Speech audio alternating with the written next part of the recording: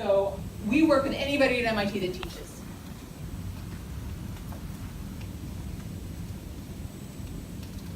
And who we are, as briefly as possible. There's a director. We have two directors on the teaching and learning side of things. So we do the pedagogy, we do the research-based, evidence-based practices for teaching. We have assessment and evaluation experts, 3 of them, who look at, they do studies, they do research studies. So we're not assessing the students per se.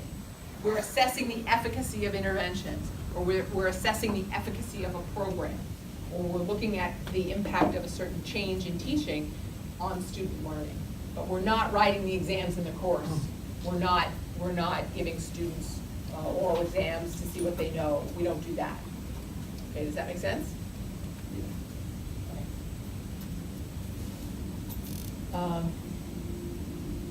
we have then we have a communications person, an assistant director that works with graduate students who are teaching. We have an administrative assistant, and then at various times we have postdocs or undergraduates that come through our lab. I will say that all of us have doctorates. The 3 associate directors, the director, and these 6 people have doctorates. So I have a PhD in material science from here. So I was an engineer in a formal life. Like I had a research group. I had government grants. I taught. I was at a university. I have my colleagues in teaching and learning have PhDs in biology, chemical engineering, biological engineering, and then we have our system evaluation people have PhDs in sociology, in education, in statistics, those kinds of things. So we're pretty rounded there. Our mission is to, as I said, to jointly partner with MIT educators to create educational environments where students are academically challenged, actively engaged, and personally supported. Professionally supported, sorry. And we do this a lot of different ways, but I'm going to skip that. We have currently come under the directorship of a vice chancellor, which we didn't have previously. So the vice chancellor reports directly to the chancellor, who reports to the president, and we report directly to the vice chancellor. And so his office has a whole new vision of things that we should be doing and supports that we should be doing. So we're in the process of juggling a lot of different activities. But I'm going to show you some of the things we do with respect to teaching in the classroom. Oops.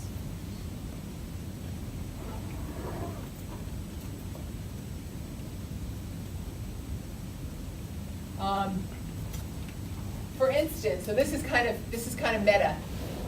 All right. So you guys are technical institutions, engineering, those kind of things, right? So what the chancellor decided, vice chancellor decided he wanted to do is he said, we need to redesign our first year. The first year that undergraduates come to MIT, we need to make it different. We need to do something different. So what did he do? He organized a class, like an actual course that met in the spring. It was a design course. They learned engineering design principles. Okay? But what do you suppose they were designing?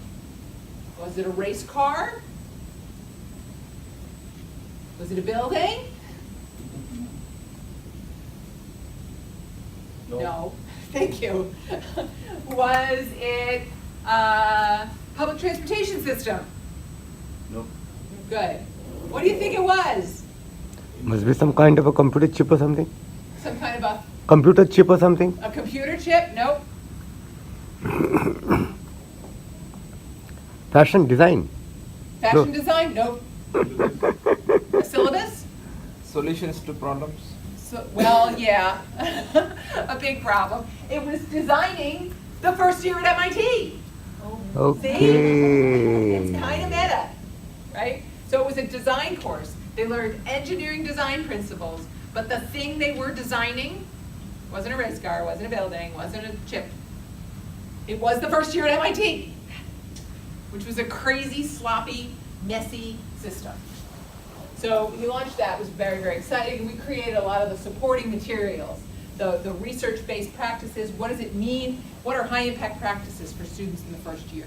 What do students have to go through? What supports do they need?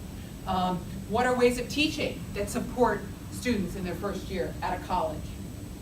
So we gathered a whole 100+ pages of resources and evidence and wrote up a whole bunch of materials. I'll show you the website later if you're interested, but that was some of the things we did.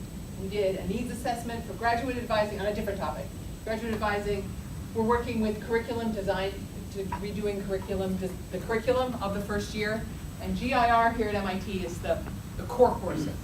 So at your institutions, do you have a set of classes that all students have to take? How many? 6. Basic courses. Yeah, we have 6 courses that we have, well, probably 7, but it's 5 STEM classes. 2 math, 2 physics, 1 chemistry, 1 biology. That's it, yeah. But that is only for STEM students or for all students? Everybody at MIT. So even if they're going to be architects, or even if they're going to be political science majors, or even if they're going to be English majors, we don't have too many of those here, but no matter what they're going to do, everybody has to take 5 STEM classes, plus some humanities classes, etc. Okay, so they're looking at, what does it mean? Do we want are these the right classes? Should they be different classes? But they're very committed to all MIT students take these STEM classes. You have to. So it's kind of an interesting thing. So that's some of the new projects we're working on. One of the things that takes up a lot of bandwidth in my office is we run a program for graduate students. Now at your institutions, is it graduate student institutions as well? Yes. So so the graduate students are here, they're doing research, they're doing PhD research, they're doing their master's research, whichever it is. But for many of them, they know when they leave here, they're gonna get jobs in academia, right? They're gonna get jobs teaching or faculty positions. That's what many of them are gonna do, not all of them. So we run a program called the Kaufman Teaching Certificate Program, and we graduate approximately 220 students a year through this program. And we go through what we call the greatest hits in teaching and learning. Because if you think back in your days getting your doctorate, you were in the lab, you were doing research, you were talking to other people that were doing research. And then you go, okay, now you get to be a faculty member. Now you get to teach, right? And you remember what that felt like. Like, I won't say it here, I will maintain a certain level of decorum, but you say, oh no, oh shoot, I don't know what I'm doing. I'm really good at my research. I had a lot of feedback on my research, but I don't know anything about teaching. So I guess I'll just do whatever it was somebody did to me when I was in graduate school, right? I'll just teach the same way. I'll use those same notes. Yeah, Professor so-and-so had a good class on whatever. I'm just gonna use that same thing. That's not good. Yes? There was a question? No. Oh, okay. I just said that's correct. Right. That's what you did. I mean, that's what we all did, right? And so it's really not great because teaching is more than just the content, number one. It's more than just a good set of notes. We know that. I mean, it might be necessary, but it's not sufficient, right? And also, if you're lucky if you have a good set of notes, but maybe you have a crummy set of notes. Maybe the notes aren't very good at all. Maybe you never took that class. What do you do then? So what we do is we run a program that helps students think about their teaching. And we call this, 7 sessions, spaced throughout the semester. We call it the greatest hits, right? The greatest hits. So what would be in there? I'll tell you. Things like designing a course and constructing a syllabus. What goes in my course? How do I know what topics to pick? How do I know what topics to throw out? How do I know how much time to spend on a topic? Applying the science of learning. How do humans learn? I guarantee you, if you're over the age of 40, you may be, you're not the only one in here over 40. If you're over the age of 40, your teachers didn't pay any attention, didn't know anything about the science of learning. Not that it didn't exist, but nobody in the sciences paid any attention to it. And if you think about it, in your research, if you're gonna do something new or a little bit different, what's the first thing you do, right? You're doing your research and you go, you know, I got an idea. I think I should take a different direction in my research. What's the first thing you do?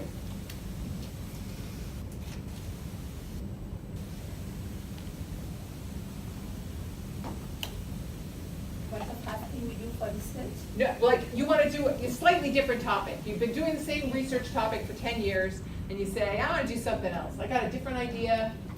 What's the first thing you do after you have the idea? Survey of the available work. Yeah. Literature review. Literature review. You read what other smart people did. Yeah. You read what they found out. You make sure you're not reinventing the wheel, right? You make sure you understand the mistakes. That's what the science of learning gets you. There's a body of research. It's out there. You can read it. It tells you how people learn. And so, but up until very recently, people didn't pay any attention to it. It just was like, all right, I'm walking into that classroom. I know exactly what I'm doing, right?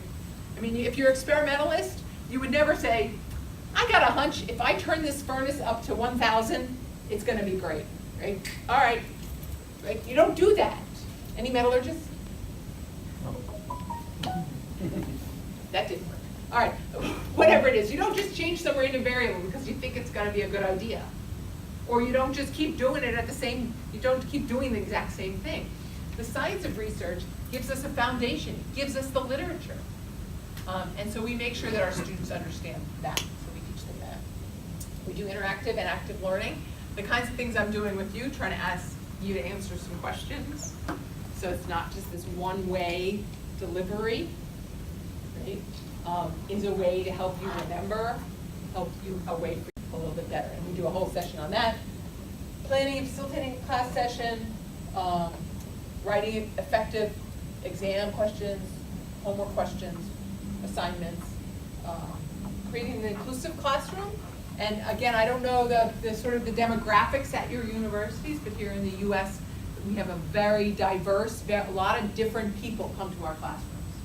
People of different socioeconomic backgrounds, people of different races, people of different genders, people of different religions. It's a very, very diverse group of students. And we want it to be as diverse as possible. And we embrace that. But how do we make sure that all the students in the class can learn, are learning, that I haven't alienated a group of students? I mean, if I walk in here and say, okay, ladies, come on over here, ladies. I want to tell you something. Where are all the women? Okay, so let me tell you something. Okay, so how do you guys feel about that? You feel bad. You feel bad, exactly. But we do that, very few of us do that so blatantly, but we all do it to some extent unconsciously or without realizing it or without even meaning anything harmful about it. It's not like I want to hide that information with you, but maybe I'm nicer to the women when they ask questions. Maybe I encourage, that was a great question. That was a great question. Right, I mean, just kidding. So we do that in our classrooms. So we try to equip our graduate students, our young faculty, with processes, procedures, things they can do to be aware of their biases, to be aware of the ways that their classrooms might not be inclusive, and then to give them strategies for minimizing that, for mitigating it. So that's another session that we do, which is a really, really important session. We do developing a teaching philosophy statement. Why do you teach? How do you teach? Why do you teach the way you do? That kind of thing. And then we give the students an opportunity to be video recorded while they're giving a little mini presentation. And we give them feedback. Did you realize that you were staring at the board the whole time and nobody could hear what you were saying? Right? Sometimes people don't even realize they do it. So these are a lot of the things we talk about. And frankly, these are a lot of the things we talk about when we meet one-on-one with faculty. Excuse me, I couldn't understand the last part, the video recorded micro teaching session. So micro teaching is just a mini presentation, like a 10-minute presentation. So the student will get up, will say, today we're going to talk about the chain rule, for taking a derivative mathematicians? No. Upper diagonalizing a matrix? No. Balancing a chemical reaction? All right, balancing a chemical reaction. So I say, okay, we're going to talk about balancing a chemical reaction. Here it is. You know, da da da da da da da. All right, what do you think I should do? Is this equation balanced? So they give a presentation, a mini presentation, but we record it, and then afterwards they get to watch it, and we Okay. give them feedback. Like, did you realize that you didn't turn around at all when you were writing? That kind of thing. So we give them directed feedback and immediate feedback. You mean you did this for the new faculty members? We do this, great question. We do this for approximately 210 to 20 graduate students and postdocs every year. We do a mini version for faculty, but as I said at the very beginning, nothing is mandatory for faculty. So faculty don't have to come to it. You don't have to participate in it, but many do. We often meet with groups of faculty, sometimes new faculty in a department will come to us and say, you know, we need a little support. You know, I'd like to know more about active learning, or I'd like to know more about usually one of these topics. And then we do a little session for them on an as requested basis. So we do a lot of one-on-one work with faculty now at this point. We will go into your classroom. You say, you know what, I'm teaching this new class, never taught it before, and I'd like some feedback. So I show up with my little camera, my video camera, and I sit in the back, and we make a recording of the class session, 30 minutes of the class session. And then I meet with them one-on-one afterwards, and I say, you know, I ask them if they've watched the video, and then I say, well, what did you think of the video? And then I say, well, here's what I noticed. I thought you did a great job with this. You might want to try that. And we just have a little conversation about it. So many MIT faculty take us up on this classroom observation. The other thing we do with faculty is we meet with them, again, one-on-one, or sometimes in a small group, to think about how they might want to redesign their class. Maybe they've been teaching the same class for 20 years, right? They're still using vacuum tubes. But they taught their class the same way. Maybe they've always lectured, and they want to do a little more interaction. So we work with them to try to help them build in that interaction. What else? And then, as I said, we do assessment and evaluation of faculty's work. It's not a proclamation of them. I'm not assessing you. I'm not saying you're a good person, you know, et cetera. I don't assess you. I assess your work. And it's always at your request. So I don't come in here and go, okay, you're the one I need to assess now. We don't do that. We're not empowered to do that. It wouldn't make any sense, right? You'd be terrified if no one would call me. No one would ever want to talk to me. So we operate as requested. We're a service organization.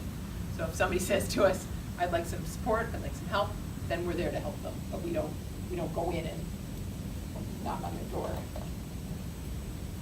Excuse me, I have one question. How would you, okay, everything is, but how will you come to know if a faculty is not performing? Well, see, that's not my job to decide if a faculty is not performing. Then who? Who will decide that? So sometimes it's their dean, their department chair, or their school dean. So usually the department chair might find out. Every class, every course at MIT, the end of the semester, there's subject evaluations, which means the students fill out a form. You guys have these? Yes.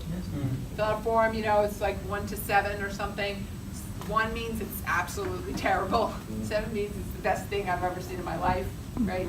And then there's a whole range of questions. It's about perhaps the way the teacher is teaching. Do they understand? Does it help you understand the material? There's questions about the homeworks, the work the student has to do. There's questions about any other people in the class. So there's a whole spectrum. So sometimes, you know, a faculty member will get terrible numbers on one of those.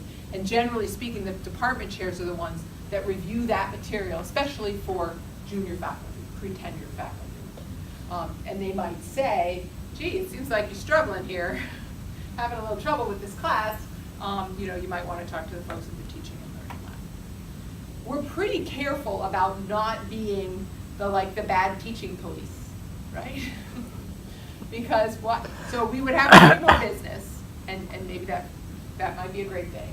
But what's the downside of that? What's the downside if we have this reputation of being the people you go to if you are a crummy teacher?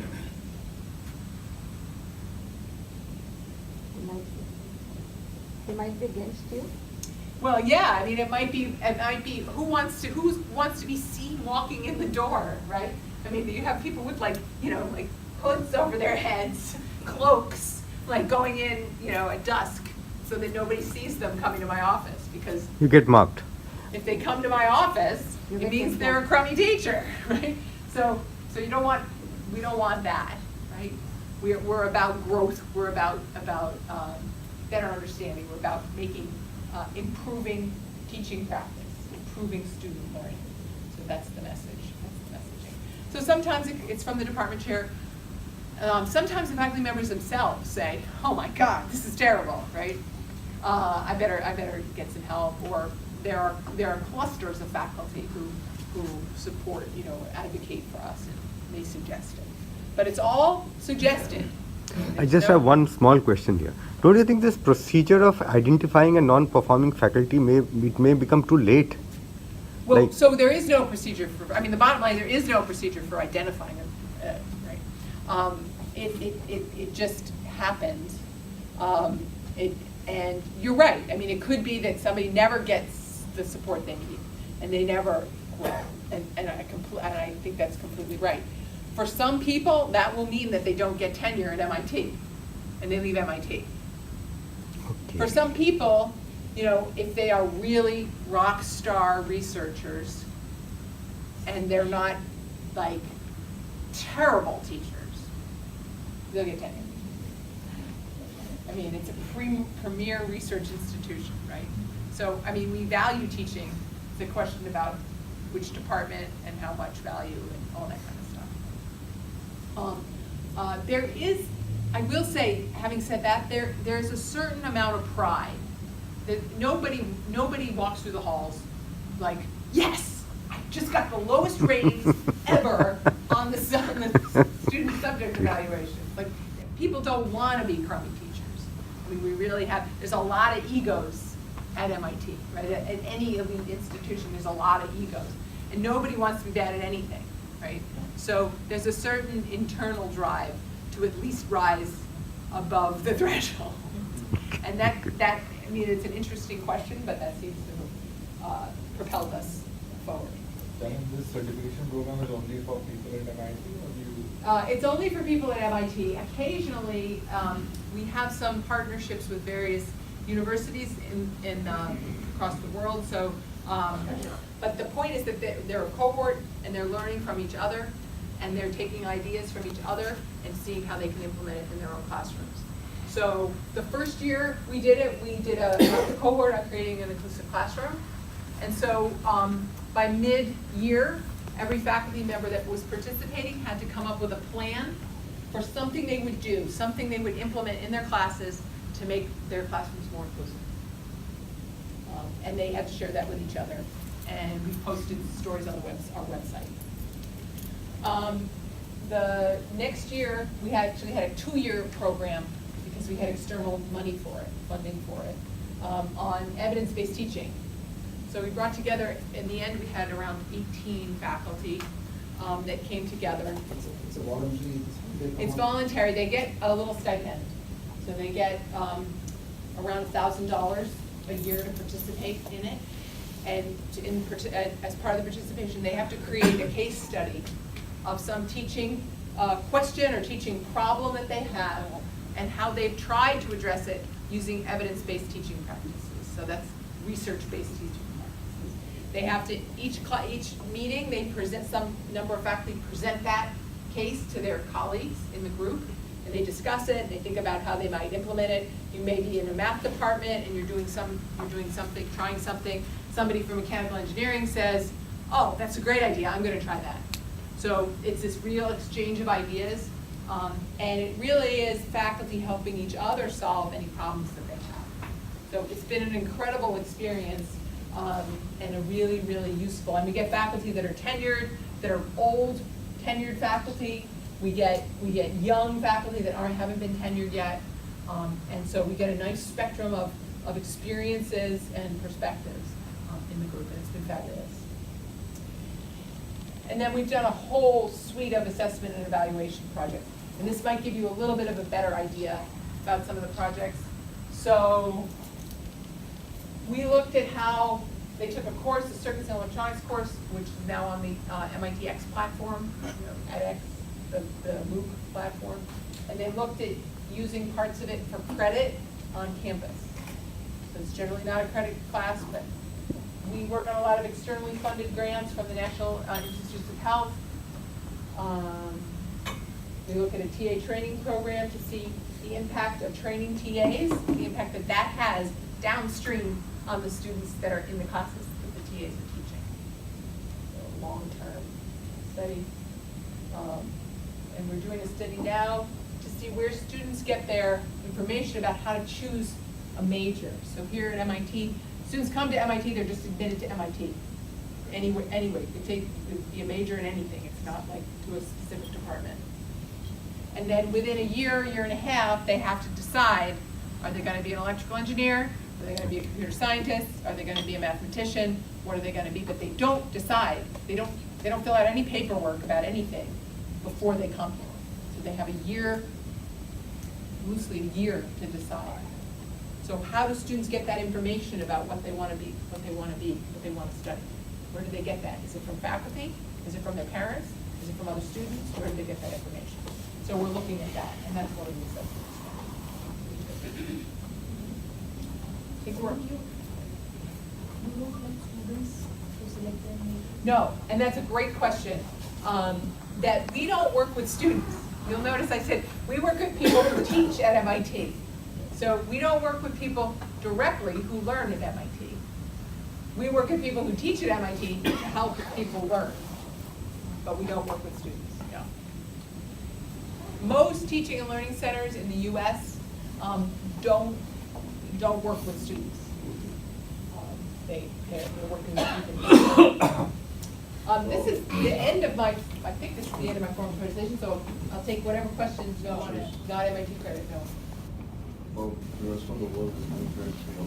I don't know what they're giving badges, they're giving certificates, they're giving those kind of things, but they're not, they may or may not be giving, and I think MIT has this feeling, that's not our problem, that's not our decision to make. Yeah. If you want to, we think it's good content, but we're not getting good credit for it. There are a few professional education MicroMasters programs. So the MicroMasters program here, students go, they take maybe a year of classes or a half a year of classes online, and then they come to MIT for like 6 months or something, finish it up and get a master's. And so we are experimenting. That's the wavefront is moving out in that Would that be a direction. problem for you? For me? For the university, if you don't move away from the conventional? Well, yes and no. I mean, I think that we've had textbooks since the 1700s or before or whatever. Yeah. I mean, we've had mass production of textbooks and we've had mini production of textbooks since zero, whatever. And it's not just the content, right? There's content, and that content is great, and it's nice that now it's all digital. But there's something to be said with how students interact with the content, how the content's orchestrated, how the content is, I don't even want to say delivered, presented. And I think that there's a value added to think about the best way for students to learn from content. Because as I said, if it was just about reading a great set of notes, we could have all gone home in whenever whoever wrote the first Quran or whatever it was that somebody wrote the first thing of, right? Whenever the first person wrote the first book, we could have said, well, forget it. I don't know why anybody needs to bother, we'll just pass this book around, right? But clearly that doesn't do it. So it's finding out what that is. And I think that the science of learning, the interesting thing is from the science of learning, there are certain ways that you can exploit what we know about how people learn in an incredible way with digital content, right? if you think about, one thing about learning is repetition, so reviewing the material and checking. Now, give me a platform that lets students go through some practice problems and they find out right away whether they got them right or wrong.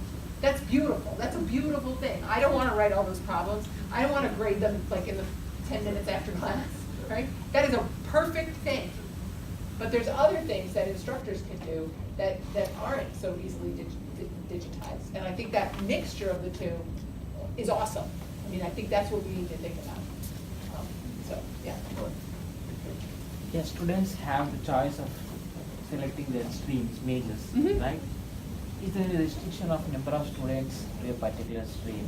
No, in fact, the electrical engineering, computer science in Yeah. particular, is insanely popular here. Yeah. And the department just does what it has to do to accommodate it. But there is no restriction. There's absolutely no restriction. It's dynamic. It's dynamic and it's completely democratic.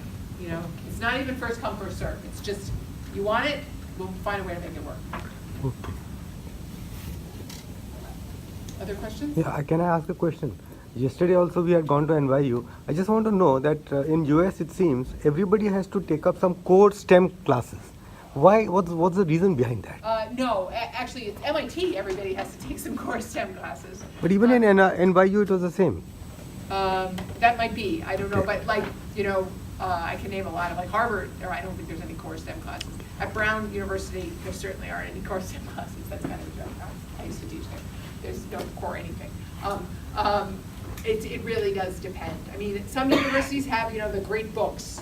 But what are the benefits of having this course? Well, I think that at MIT, the idea is you cannot be an educated citizen of the world unless you know something about, a little something about physics and a little something about whatever. Now, I would argue vehemently that calculus, although it's a beautiful thing, is not really that useful for most people. Like, I would say linear algebra. Like, if you ask me what people should, what somebody that is an educated, informed member of society should know, I would say linear algebra or probability and statistics. Like, there's where I'd put my money. But the idea that to graduate from MIT, Massachusetts Institute of Technology, and to be a contributing citizen of the world, you have to know some math. You have to know some minimal amount of math. You have to know a minimal amount of chemistry. It's the same argument that people gave with a liberal arts education. You know, in the U.S. we call them liberal arts institutions, and it's like you have to have read the ancient Greeks, and you have to have read, you know, something from the Romans, and you have to have read, you know, there's these kind of canons of knowledge, and you can't be a you know, well-rounded human unless you've done this. It's arbitrary.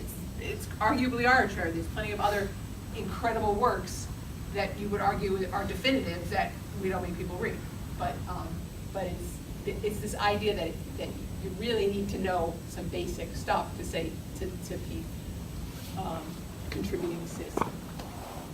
Fabulous. Yeah, that's the model even India has adopted and probably learned from MIT only.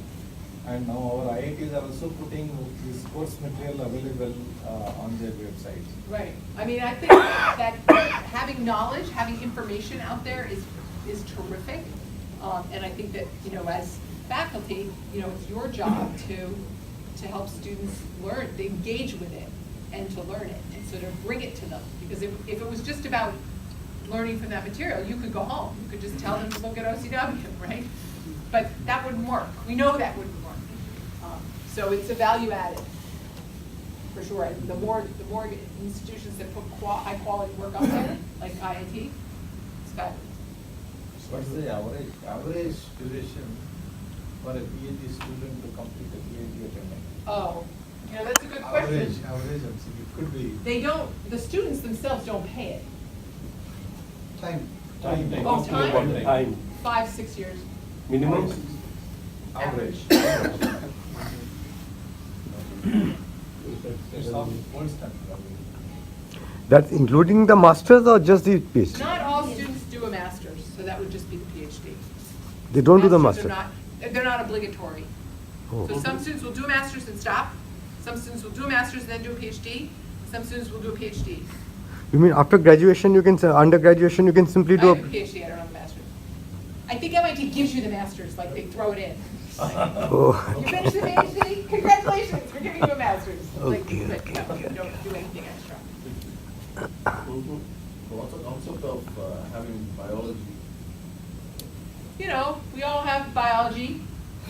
We all hang around with biology. It's important to know about a lot of technology involves biology. See, anyhow, biology students would study in high school, right? So a It's technical student, again studying the biology, see, physics, chemistry, those are required for a technical student. But simply studying biology, anyhow, the student studies at high school, the biology and the sciences, etc. So when student into a specific technology and technical course, what is the actual purpose of putting biology as a must course or a STEM course? Again, because it's this idea that people, educated people, should know some basics about And biology. anyhow, in high school they do. Maybe they do, but it's not MIT biology. Dr. Rankin, for your time, thank you. Thank you. So we're gonna wrap up with you now. I hope we have something for her. Dr. Pradeep.